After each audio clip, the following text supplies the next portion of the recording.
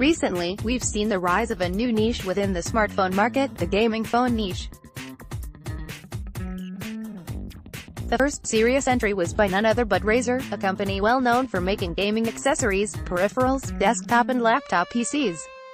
Soon after, Asus joined the fray with its own smartphone under the ROG gaming brand. These are everything you'd expect from a gaming device: flashy, aggressive, overclocked, and, well, expensive. Now, we have a new entry in the niche. Made by Nubia, a sub-brand of ZTE, the Red Magic Mars seeks to give you that gaming flair without asking you to break the piggy bank. The phone will be sold in the USA through its own dedicated website for just $399. Compared to the Razer Phone 2 for $799 and the ROG Phone for $899, it's definitely an affordable entry. So is it any good? If you want a phone that has that gamer look, the Red Magic Mars will deliver. It rocks the aggressive accents, heat vents, and colored LED lights that have become synonymous with this type of devices. Sure, the finish of the Red Magic Mars has some minor imperfections on close inspection, but rest assured that the handset's overall looks will get some necks to twist. What's cool about the Red Magic Mars is that it also sports two shoulder buttons on its right frame, a concept we first saw realized on the ROG phone, allowing you to map them to on-screen functions and play shooters with a controller-like layout. The LED strip on the back will be active when you are charging your battery, when your phone is ringing, or when you have activated the phone's dedicated gaming mode. On one hand, it's kind of useless when you can't even see it back there. On the other, it still adds a few coolness points to the overall look of the device. We were pleasantly surprised to see a very clean version of Android on the Nubia Red Magic Mars. Indeed, the only major modification to the software is the dedicated gaming mode, which basically turns the phone into an Android-based gaming mini console. To enter the gaming mode, you flip the hardware switch on the left of the phone. Suddenly, the device turns its picture to landscape mode and you are transported to a game launcher menu, which shows you all the titles you have installed on your phone. There are buttons to engage high-performance mode and do not disturb mode, so pesky notifications don't cause you to lose a game. When the phone is in this mode, your notifications shade is also changed. Now it houses gaming-related buttons, like the toggle that switches the shoulder buttons on and off, and allows you to map them. No corners were cut when it comes to internals, too. Okay, it's early 2019, but the Qualcomm Snapdragon 855 still hasn't made it to mass market.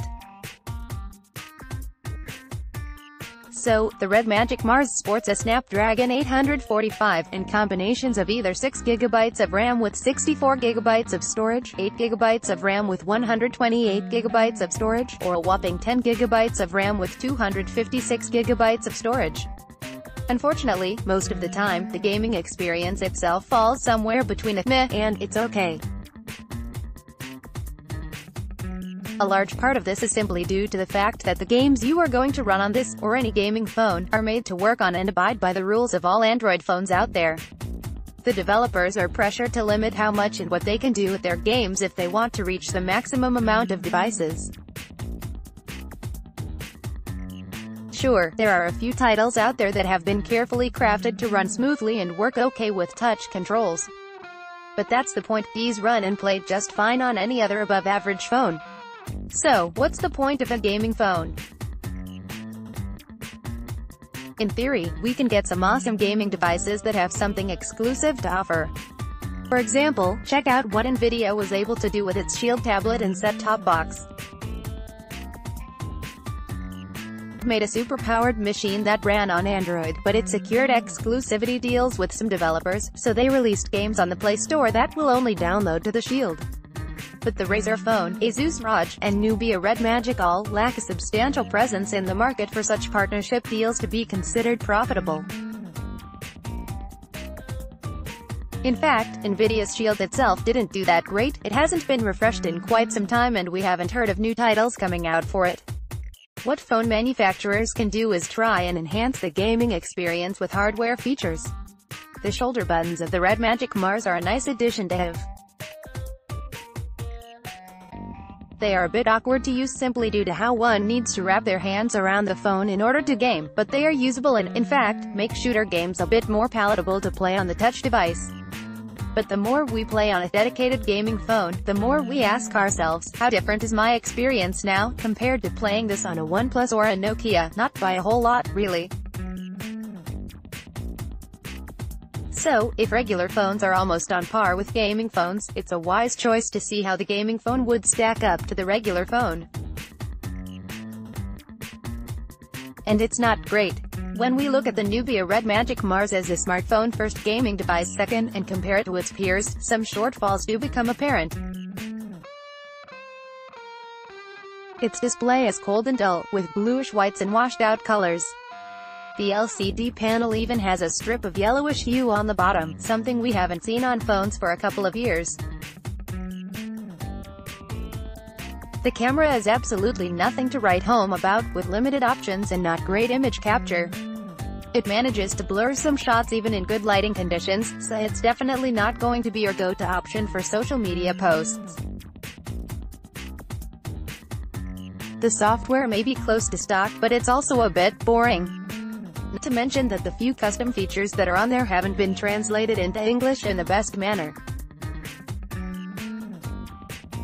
So, what do you get when you buy a gaming phone for $400? It's worth noting that there's no competing with the Red Magic Mars when it comes to value pricing. $400 for a Snapdragon 845. Not even that flagship-killing OnePlus has such an offer anymore. One can argue that the Pocophone F1 is a direct rival here. But the Red Magic Mars has the shoulder buttons, colored LED strip, and metallic gamer looks. Plus, it's readily available and easy to purchase from its own webshop, redmagic.gg. Some corners had to be cut, a not-so-great display will detract from the overall experience, and a subpar camera will disappoint you as soon as you open the viewfinder. But if you put performance and hardware bang for buck on a pedestal, the Nubia Red Magic Mars kind of takes the cake. In other words, you get good gaming and performance first. Everything else comes second with this device. On the other hand, a refurbished Galaxy S9 can set you back about $460 to $500. Food for thought.